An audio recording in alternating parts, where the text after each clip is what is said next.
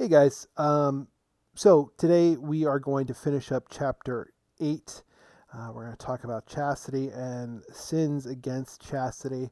We're going to talk about some of the other virtues really quickly as well, purity and modesty as well. Before we get started and delve into this section of chapter 8 too deeply, I just want to make a quick point. If you have AP, an AP test either on this Wednesday, or next Thursday or Friday, that does not remove your obligation to contact me about your quiz or test. Now, you are under no obligation to take my quiz or test, quiz on Wednesday, next Thursday, test next Friday, if you have an AP exam that day. Period, the end. You do still have the obligation to contact me before to let me know that you have a test. I'm not going to go out of my way to look to see who's got statistics, who's got literature, or whatever AP test you have. That's your job. And your job is to let me know. Otherwise, I'm just assuming you're blowing it off and it's a 0, right? And of course, I'm going to be willing to work with you and reschedule your quiz or test with you, but that requires you to reach out to me. Hopefully that's clear, right? My expectations, you still have a responsibility to reach out to me. Period, the end. All right. Chastity. 3 questions that we're going to address today. I'm just going to read them really quickly and then we'll come back to them. Why is sex outside of the Marriage Act wrong? Second, what are the basic means of growing in chastity? And third, how is chastity empowering? All right, so the first one, why is sex outside of the Marriage Act wrong? I'm going to kind of give this to you in 2 different ways. First, sex outside of marriage is morally wrong because it is, when it's separated from the sacrament of matrimony, it ceases to express its true meaning. What does that mean? Put another way, it's not an expression of love, but a deceptive misuse of your sexuality. If we put it in terms of theology of the body, your body is telling a lie. It is trying to show a truth that is not present, right? The truth that you and this person you're having sex with are one, right? There's a unity there that doesn't exist, that you're exclusive to each other, that you've said you were going to do that forever, right? And of course that you're open to procreation. Now, some of those things might be there, but if you're having sex with somebody that you're not married to, all 4 of those things are not present, right? Certainly the unitive aspect is not going to be there. Procreative, maybe you are open to it, I don't know. And that's kind of irrelevant. Those both have to be there. And beyond the unitive and procreative, the exclusive and indissoluble have to be there to allow for the unitive, right? So that's why sex outside of marriage is wrong. It's wrong because one or both of the unitive and procreative purposes are missing, right?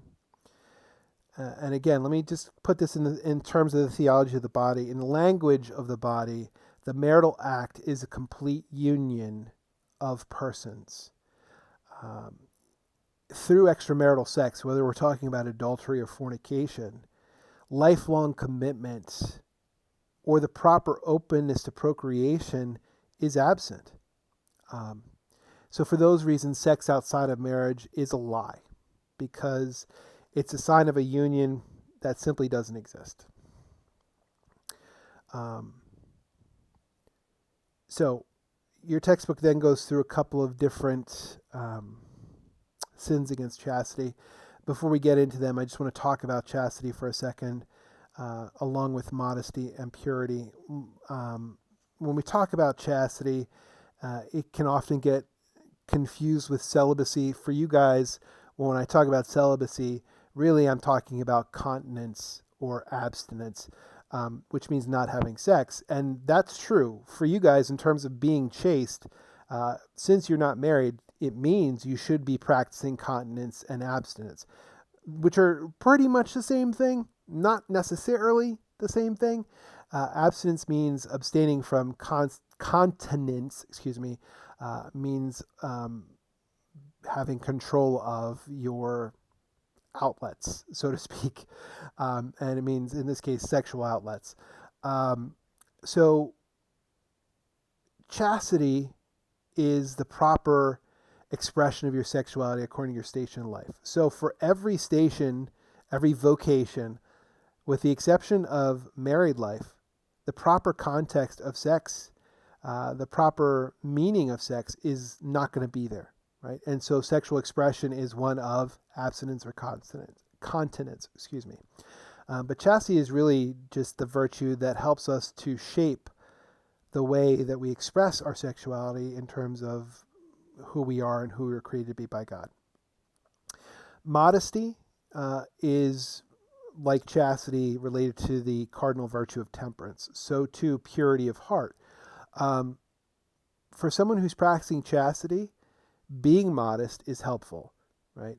The virtue of modesty is the way that we express ourselves verbally, physically in terms of dress and appearance, about sex, right?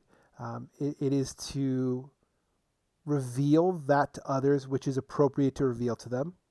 And I mean that in a physical way. I mean that in a vocal way, right? And to hold back that which decency says you should, right? And I know for many of you it seems kind of outdated that, the way that you dress is important, the way that you speak about sex is important, but it is, right? And so the virtue of modesty is something that you absolutely do have control over, and can help you live out your virtue of chastity. So purity of heart is related to chastity and modesty, but when we talk about purity of heart, it's not solely about sexuality. It really runs the gamut of our entire lives, and it boils down to this. Purity of heart really is a virtue in which we have the complete surrender of self to Christ. Now, it's difficult for every person, but particularly for teenagers in the world that you guys live in, it really asks for us to kind of mold ourselves, align ourselves to the will of the law of love, what Christ has kind of offered to us. And it asks us to give our hearts and minds over to him and his teachings. And by doing so, our actions can begin to follow. And we can begin to truly be pure in heart. So when I talk about purity, I'm really talking about purity of heart. And thus, one of the first things that your textbook talks about is impure thoughts and desires. Impure thoughts and desires are not inherently sinful, right? They're temptations that we all experience from time to time, some of us more often than others. It's what we do with them that can make them sinful, right?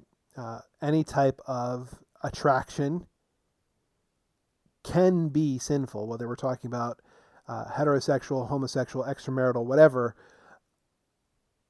what we do with them. So when we choose to, and I say choose, we're enacting our will, and therefore it becomes a choice, an action that we're taking. So it moves from the realm of temptation, desire, etc., into the realm of chosen action. Okay, so we have a responsibility to never willfully entertain or be entertained by impure thoughts or desires. Easier said than done, right? And again, this is why purity of heart is so important, chastity is so important, modesty is so important. The more we're able to give ourselves over to Christ, the easier this becomes. I'm not going to tell you that it is going to ever be easy. I hope that it becomes easy for you. I know for me that it is not an easy task, but it is one that I try and be mindful of and work on constantly.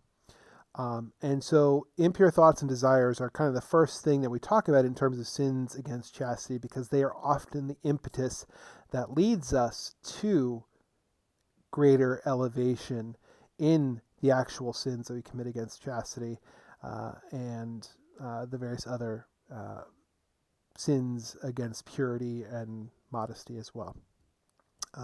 So often these sins against chastity that we're talking about are going to start with impure thoughts or desires. Okay? Pornography is the second one that they mention. Pornography comes from the Greek words that mean writing about prostitutes. Graphy means to write, porn means prostitute. So when we talk about pornography, it's really and I think we live in a world where we constantly kind of downplay um, the real kind of evil inherent in pornography, what it does to us and for us. I don't want to get too deeply into that because I don't want to make a 4-hour video. But pornography dehumanizes, it depersonalizes. Um, at its core, what does it do? It's about images, whether we're talking about videos, pictures, video. I think I said videos, photos, whatever actions that are meant to titillate, that are meant to stimulate, that are meant to elicit desire, that are meant to cause impure thoughts and desires. And it really is depictions of human sexuality outside of the context of marriage, sometimes inside the context of marriage, although a perverted version of it. And it denigrates, right? It devalues the humanness of the participants, the viewers, and humanity in general. What do I mean? The people that produce it, that is the creators, the people that sell it, the people that consume it, all of them are less, right? Because they are looking at the beautiful action of the human person that is meant to express themselves as they are, and they are turning them into an object of lust, depersonalizing them. And this is without getting into all the other stuff that pornography does as far as things like white slavery, drug use, etc., or the things that it does physically to the viewers, things like porn-induced erectile dysfunction in young men, the rewiring of synapses in brains, all sorts of stuff. It's not good. Pornography can and often does become addictive, and it is just so widespread and prevalent in the world that we live in. It is a temptation that if you can avoid it, absolutely avoid it, right? Period, the end. And, understand that the human person is beautiful. They're not objects, certainly not objects that we are called to use in a lustful manner. Okay. The third point that your textbook brings up is masturbation. Masturbation is wrong for a number of reasons, not least of all if we look at the purposes of sex. It is neither unitive nor procreative. Sex, folks, is meant to be relational. That is, not one, but two becoming one. And when we talk about masturbation, it's one person, right? It is intrinsically and gravely disordered. Some of the problems that can arise from continued practice of masturbation include the reality that it can become easily addictive. It can and does lead to sexual obsession and a weakness of character. That is not to say that it is an addiction that cannot be overcome, but it does take serious effort. Frequent reception of the sacraments, the Eucharist, and particularly reconciliation, daily prayer, asking for the Holy Spirit to help you, penance,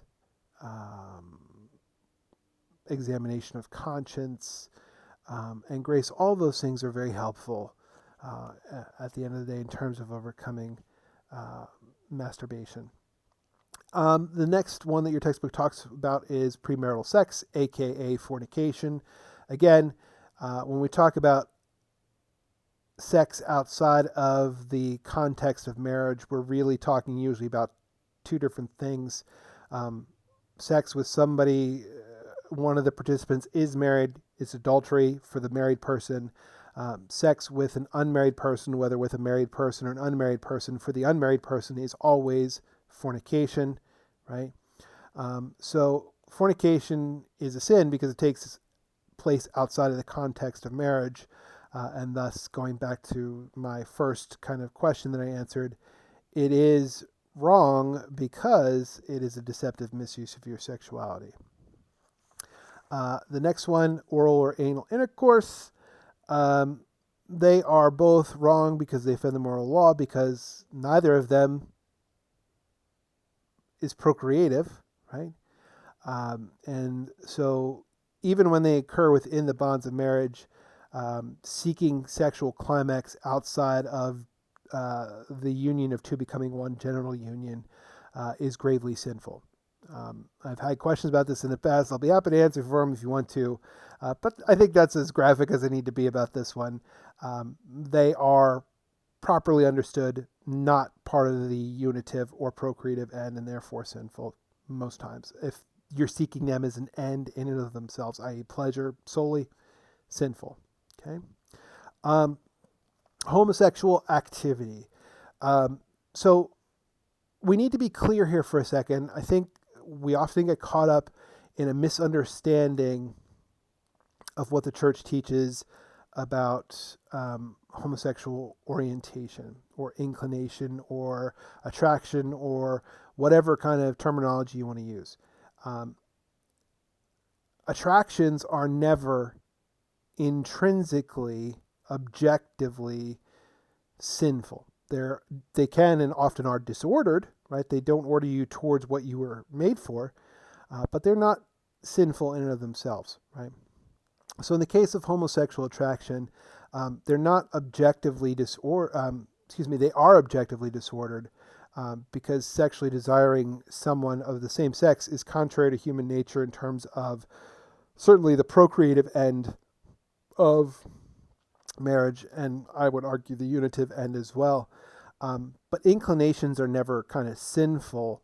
Only when they're freely chosen and known, acts can be sinful. Again, it involves reason and will, choice. So, homosexual actions are intrinsically disordered because and sinful because they deny and are devoid of both the unitive and procreative dimensions of human sexuality, right? So, all that being said, I think it's important to note, like, heterosexual attractions outside of the context of marriage, extramarital attractions are intrinsically disordered and sinful if they're acted upon as well. Mind blown, right? We as human beings so often kind of put this focus on other, right? And we fail to look at who we are, right? Whomever you are talking to and about, you need to keep one thing in mind. Their identity, how they identify themselves, is important to them, right? And we shouldn't diminish it. But at the same time, who they are is a person first and foremost. A child of God first and foremost. A person, a human with inherent dignity first and foremost. And so when we talk about homosexual attraction or heterosexual attraction or whatever we're talking about, when it comes to the Christian response to any person, right, we're called to love them as a child of God, first and foremost, right? And I don't want to sugarcoat it. Persons with homosexual attractions have a different calling, right? Have a higher calling in many ways. Like all of us, they're asked to live chastely, right? But like all of us, we are called to accept them with love, with compassion, with sensitivity. And if we're not doing that, right? And maybe you are a person with homosexual attraction, and if you're experiencing that, I apologize. I hope that the people around you do express and love you as they should, as you are an amazing, beautiful child of God that deserves all the love and respect for who you are, right? A person, an amazing person. And so when we look at this, we can use it as a form, and people often do use it as a form of division, but as Christians, we are called to be unified in our personhood, in our love for each other through Christ. Period. The end. Okay? Sins against chastity in the Old Testament, a couple of Old Testaments that you're familiar with: adultery, fornication, prostitution, homosexual activity. Couple of new ones that are mentioned in particular, and there's no way to get around these. They're pretty graphic, and I apologize for the graphic nature of what I'm about to say. Onanism, which comes from the book of Genesis. Onan was, and this goes into a whole bunch of stuff that goes with Jewish law. Onan was supposed to marry his sister-in-law after his brother died. He did, and he refused to give her children, and so every time they engaged in the sexual act, he withdrew. So onanism is exactly that. It is a withdrawal before ejaculation. It's a form of contraception, essentially. Bestiality or bestiality is having sex with animals. It was a vice that was punishable by death. So yeah, that's not good. And incest, which I think we've talked about before, but I know we talked about in terms of marriage and the sacrament of marriage earlier as one of the prohibitions for somebody getting married. But it is sexual activity with a close relative, something that you should avoid. Please do. The last part of this chapter is about chastity, and I'm going to go to the next question. What are the basic means, or what are the basic ways of growing in chastity? And your textbook gives you a couple of them. They give it to you in big bold letters on pages 221, 222, and 223 in your textbook. First and foremost, and the kind of main one, a firm commitment to Christ. That is a real desire to put Christ first in your life and to make him the kind of center of your life in terms of what you do, how you act, etc. Fostering a life of piety and Christian virtue.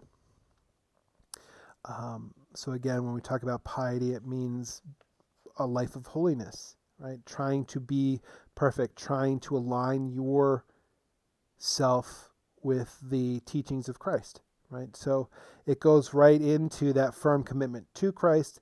So how do you do that firm commitment to Christ? You start to order yourself toward what he wants you to do. Third, prudent use of the media. Like, use stuff that's not going to tempt you to do stuff that you shouldn't do to avoid impure thoughts and desires. Modesty in dress. Again, modesty. Sensible norms for dating, like try and avoid being alone with the person that you're attracted to so you don't do stuff you shouldn't do. Like, know yourself and hopefully come to know them in terms of where you need to draw the line, and draw it probably before there so you're not tempted. Like common sense things like, what's the purpose of dating? And the answer, of course, is to find your spouse. So if you're not looking for one, you probably shouldn't be dating, right? All those are sensible norms for dating. And finally, certain religious practices are the basic means of growing in chastity, i.e., examinations of conscience, frequent reception of the Eucharist and the sacrament of reconciliation, prayer, all those things that I talked about earlier as well. And I think when we talk about chastity, it's pretty easy for us to fall into the mindset that chastity is this kind of like ideal that's impossible. But the reality is that chastity is empowering. Going to the third question, how is it empowering? It empowers you to see the image of God in yourself and in others. It allows you to liberate yourself from bondage to sexual desire, to all the other stuff that can serve as a barrier to relationship with God and neighbor, right? All the baggage that we sometimes build up, it loses its importance, right? And what really is important becomes clearer to you. It gives you a greater freedom to love others as you should in sacrificial service, a desire for deeper relationship with God, an ability to really dwell on, contemplate on God's goodness and beauty in nature, and more importantly, in every person you encounter, right? And I think the real thing that's important to take out of this is that there are no inherent difficult challenges to living chastely. Wait, what? Huh? Yeah. What happens is we develop bad habits, a weak commitment to what we're supposed to be, who we're supposed to be, and it comes from a lack of love, right? So the more we're able to be chaste, the more we're able to develop that particular joyful virtue, right? The easier it becomes to break those bad habits, to be committed, to grow in love. And so one of the things that Christ kind of said is, if your eye causes you to sin, pluck it out, right? Did he mean like literally, okay, I want you to pluck your eye out? No, he meant we need to aggressively rid ourselves of those things that lead us to sin, right? So if it's your phone, put it away. Walk away from it. You don't need to have it on all the time. If it's your computer, if it's your TV, if it's a friend, right? Maybe they're not such a good friend. Be mindful. Be mindful of those distractions to what's really important. Relationship with God, relationship with neighbor. And the reality is, can we overcome temptation? Yeah, we can, right? God will give us the grace we need to overcome temptation, to avoid occasions of sin, to grow in virtue, if we ask him to, and if we're truly asking and truly open to him giving it to us. So that's all I got for you.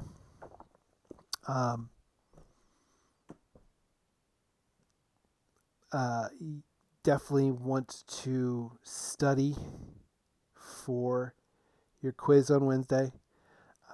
It is not necessarily going to be difficult if you've done the reading as I asked you to. And if you didn't, if you haven't watched these videos, it might not be so easy, right? So again, hopefully you guys are doing what I'm asking you to do. I'll see you on Monday next week, or before then. If you need to talk, I'm only ever an email away. Love you guys. See you guys.